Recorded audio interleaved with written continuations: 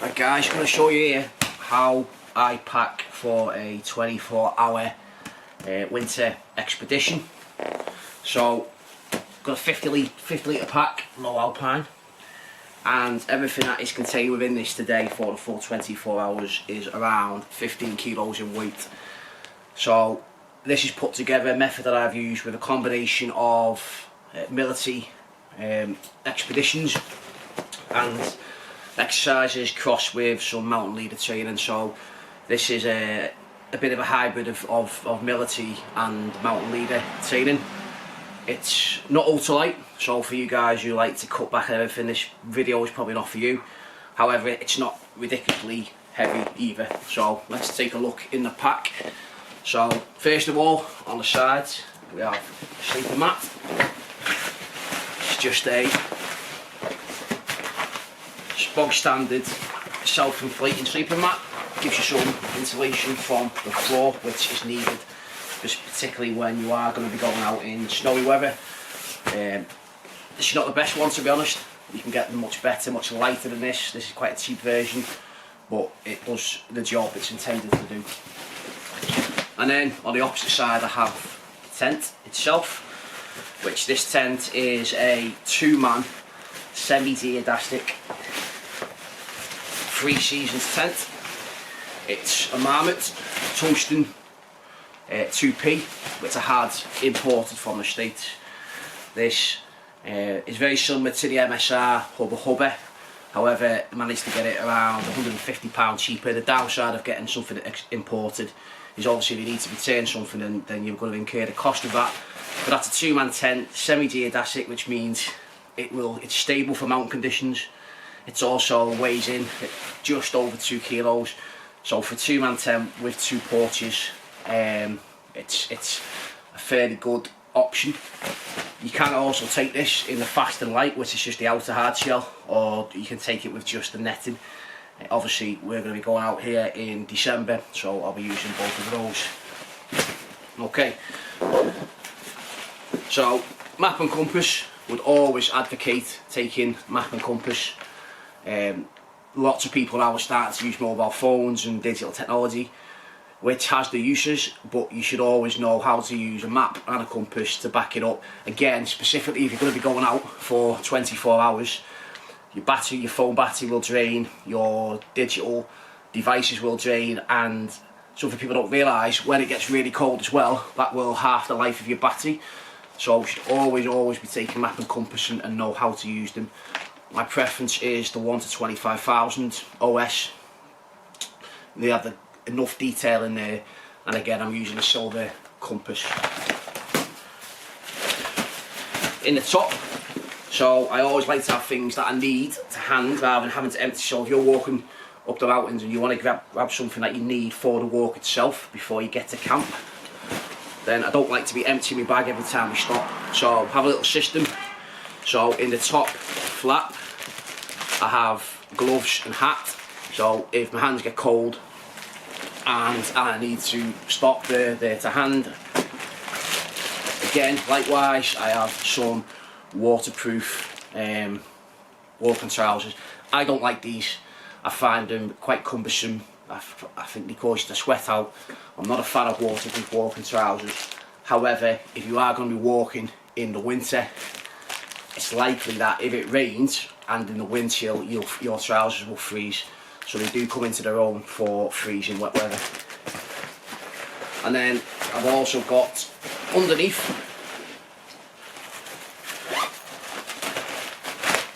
I then have all my gadgets that I'm going to want to grab, whether that's in the tent or whether I'm walking. So in here I have a head torch,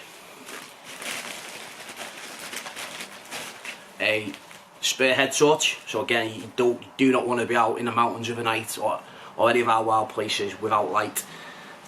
You can drop one, you can break one. So yeah, it's a little extra weight, but for me, always carry 2 torches with some extra batteries. Have a penknife, just a multi-tool penknife, and then just take some paracord as well. Paracord can be used to tie your tent down. If your fly lines break, it can be used for shoelaces. lots of things that can be used for. And I always, again, carry a spare compass. So I can't count the amount of times I've dropped these on walks and someone's found them behind me, luckily. However, that would have rendered me useless if I had no phone device or navigational aid and I only have a paper map. So these are the little things handy to reach. So now we go into the main body itself.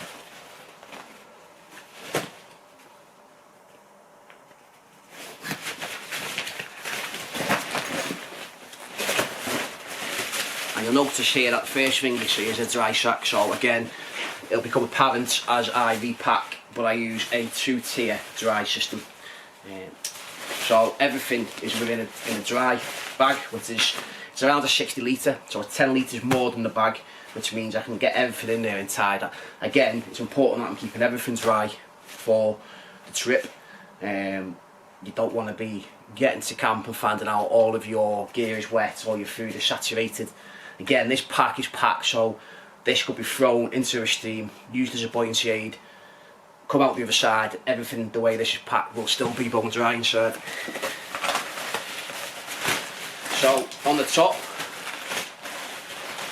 here is just simply the food for the trip.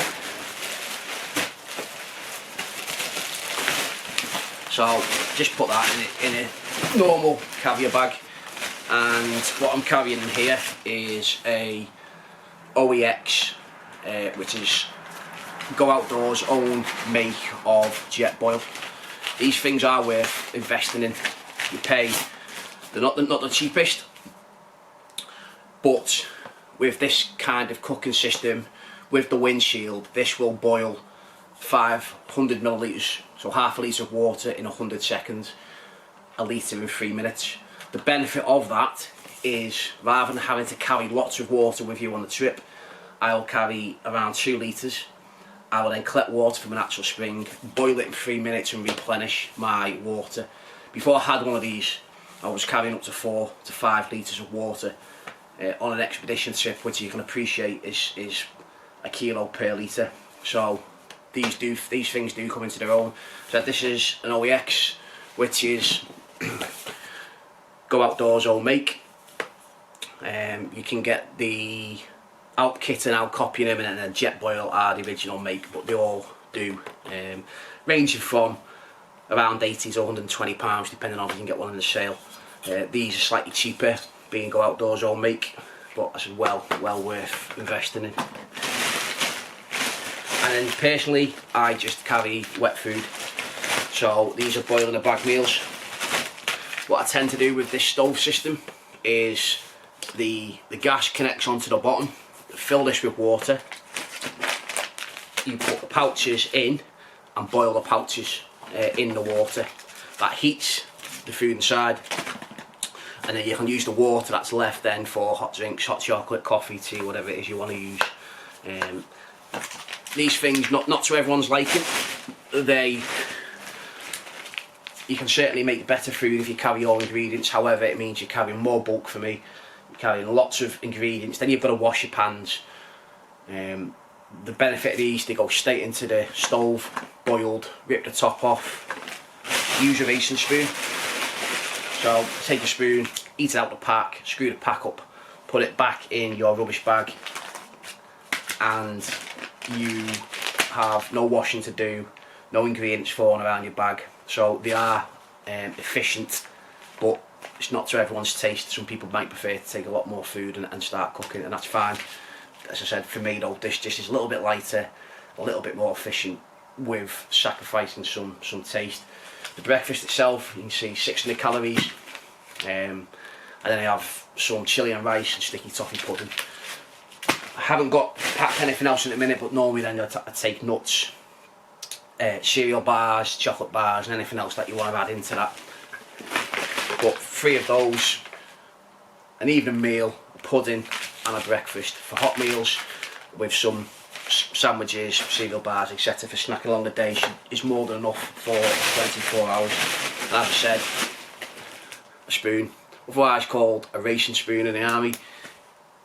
it can pretty much eat everything with that. So again, just to cut down weight on taking a knife and a fork.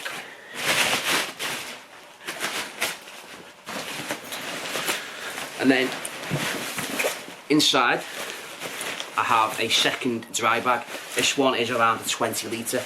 So the benefit of the reason this is packed like this is everything which is like the clothing and everything I want for camp is, or any kind of clothing, whether that's for camp or for walking, is within the second dry bag. So that is all my clothes, my warm kit. This system uses something called a wet and dry system. So the wet kit is the kit that you wear. So typically I will wear walking trousers, a long sleeve t-shirt. I then wear a soft shell jacket and then a hard shell, so a 3-tier system, and that's what I call my wet kit, i.e. the active kit. So that's the kit that I'm going to be wearing when I'm walking or doing anything that's going to be exposed to elements. I also then carry a dry kit, so that is some combat cotton bottoms and combat cotton t-shirt and a soft fleece. And the way this system works is that when you're in camp, you take off your wet clothes and you change into a dry system. It's cotton, it's warm, it's nice to touch. The importance of a wet and dry system is that it has to stay as a wet and dry system. So you can survive indefinitely out in the wild until your food runs out or water runs out with a wet and dry system, which is one set of dry clothes and one set of wet clothes. It requires discipline. So if you're in your dry clothes in camp and you need to go out for the toilet and it's raining, then you need to get changed back into your wet kit. You do not want to be getting your dry kit wet.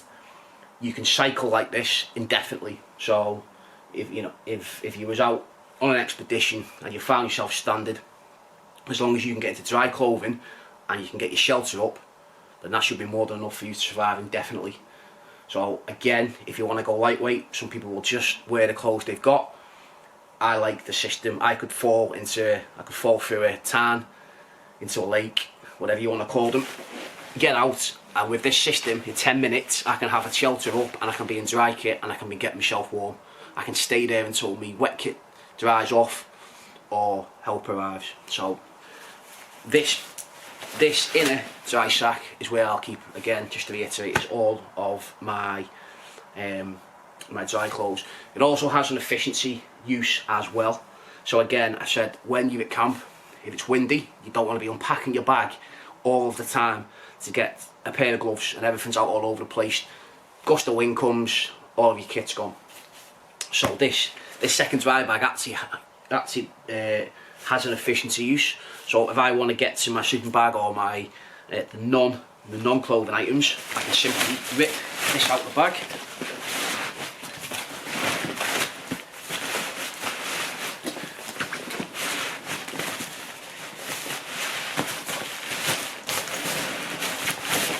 And then everything, again, from a warm kit, dry kit, is within that. Put it down to one side, into the main compartment. And then within the main compartment, pull out the sleeping bag.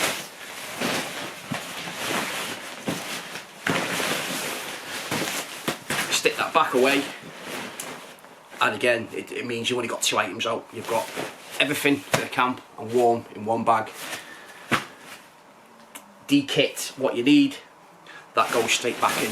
No fussing, can be done in the dark, can be done in the rain, and it's an efficient system. So it's a 2-tier dry system. Okay, so just a few tips on packing the bag itself. So sleeping bag, these things do come in stuff sacks. People have a lot of trouble getting them back into the stuff sacks, and personally I find a stuff sack, it still takes up room in your bag, so it doesn't fit to the contours of your pack.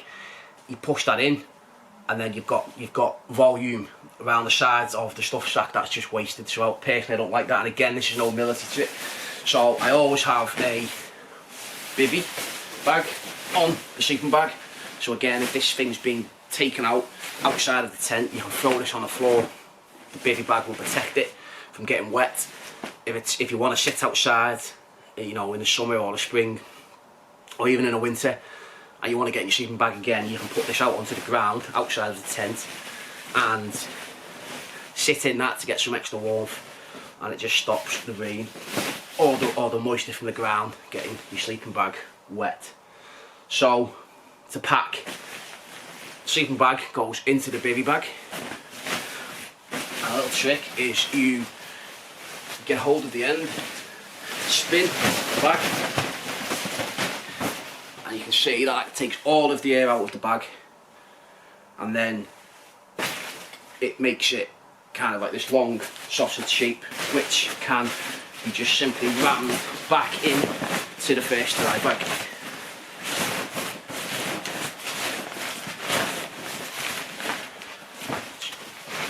Get your feet in there, get it stuffed down as much as possible. You don't want to be wasting any space. And that's the sleeping bag back in the rucksack within the first 60 litre dry sack. I do have ignore this one. This is a dog sleeping bag which I will be using on the weekend. But again, that will stuff in exactly the same way. And then that is the sleeping system back in to the dry sack, packed in the most efficient use of space that you can get. Okay, so what's in the dry kit? Again, it's around a 20 litre dry sack.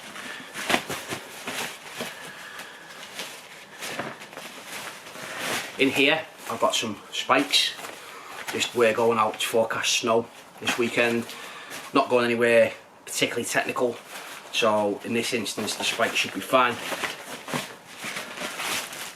I have some warm kit, so in here this is extra warm kit, so when I went through the pockets earlier on, I always carry a set of gloves and a hat in the top pouch, ready for hand when walking. Gloves can get wet, hats can get wet, so this is just some extra warm kit for camp. Spare set of gloves, a head over, and then possibly the most misused item of clothing is a set of sealskin socks. Some people wear these things when they're walking. Now, the benefit of that was it would keep your feet dry. However, the downside of that is when your feet sweat, there's nowhere for the moisture to go. So actually wearing these things inside when you're walking can give you trench foot, just because the sweat builds up, it's got nowhere to go, and obviously your feet are sitting in the sweat all day long. So what I use these for is when I get to camp, get my dry kit on. If you've done a long day of hiking, your boots could be soaking.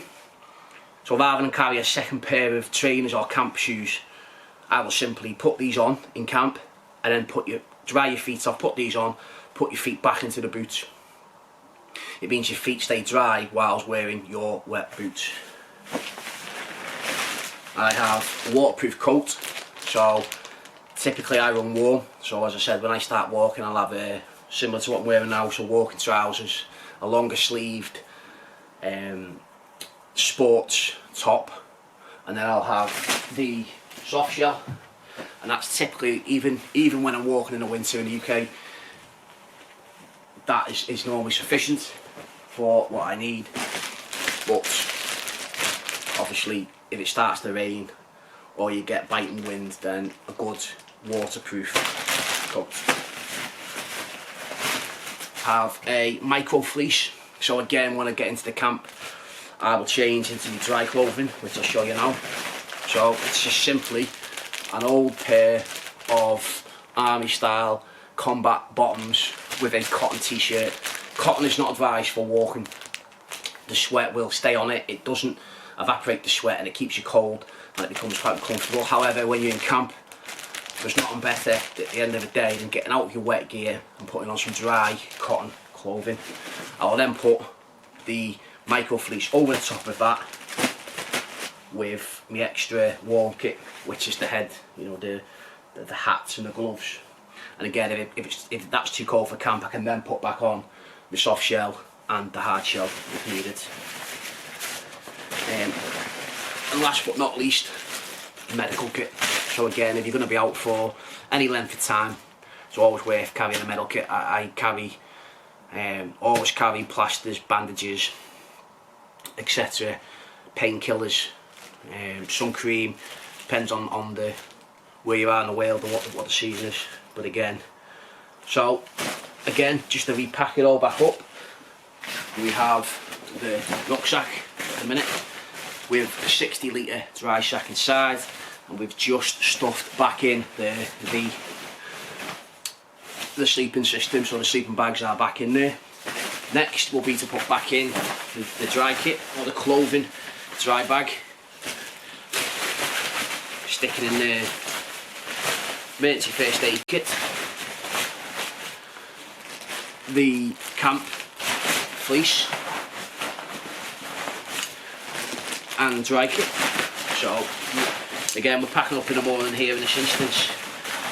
They can go to the bottom because we're not going to be using those now. We're walking out, we've got our wet kit back on.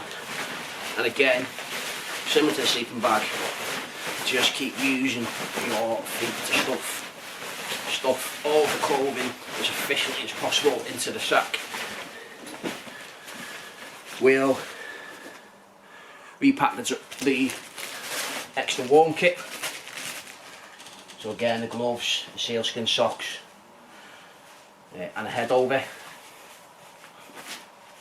will go back in. So again, have a set of gloves and hat in the top of the sack, which will be used for walking. These are purely for camp. So stick them back in there.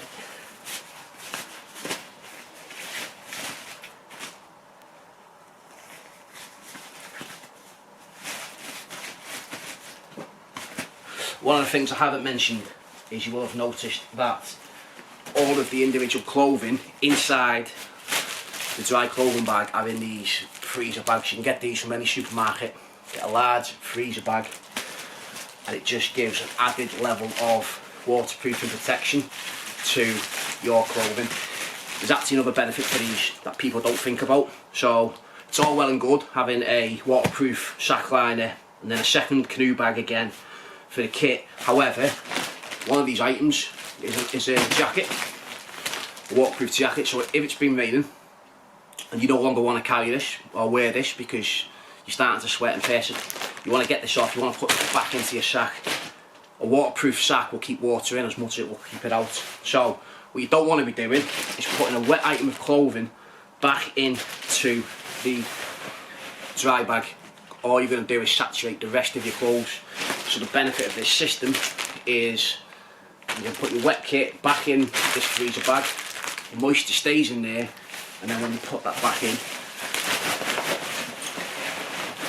you're not going to saturate the rest of your equipment.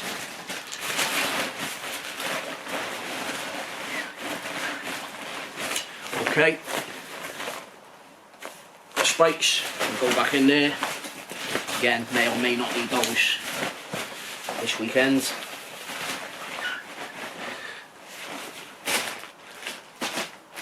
And then simply fasten back up the canoe sack, so all of the camp clothing and dry system is then locked and contained.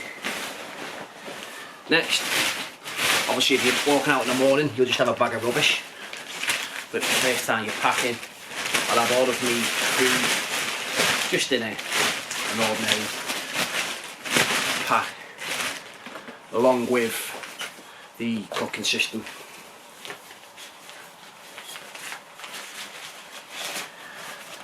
Again, the reason I keep these out of the second dry pack is I might want to grab food when I'm walking. So all I'm doing there is opening the main dry sack itself rather than having to start going into my dry kit. So I just tend to keep those separate. They're not as prone water ingress, particularly if you're using a wet bag system, because it's all contained food. So add that back into there.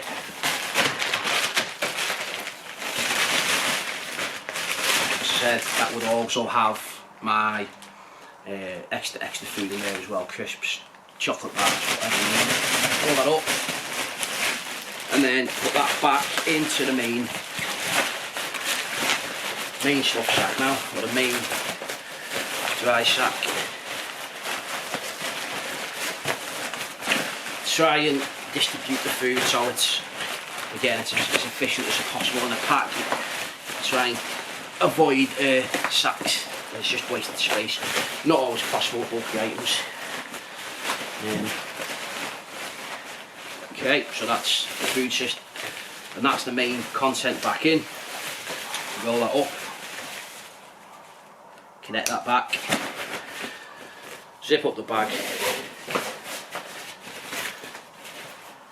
So what we need to do now is put back in the hand items. So again, this is my torches, the paracord, the spare batteries, the spare compass and a penknife. Just useful things that you might need. Putting them on the inside flap. Not gonna need those as frequently as the stuff that's stored on the outside of the pack. And then zip that up. Finally, on the outside pocket of the pack itself, things that I'm going to want to grab quickly when I'm walking, goes back in my waterproof trousers and my walking warm kit, which is a woolly hat, some gloves. Put them back in there, again, all within the freezer bag just to keep those dry.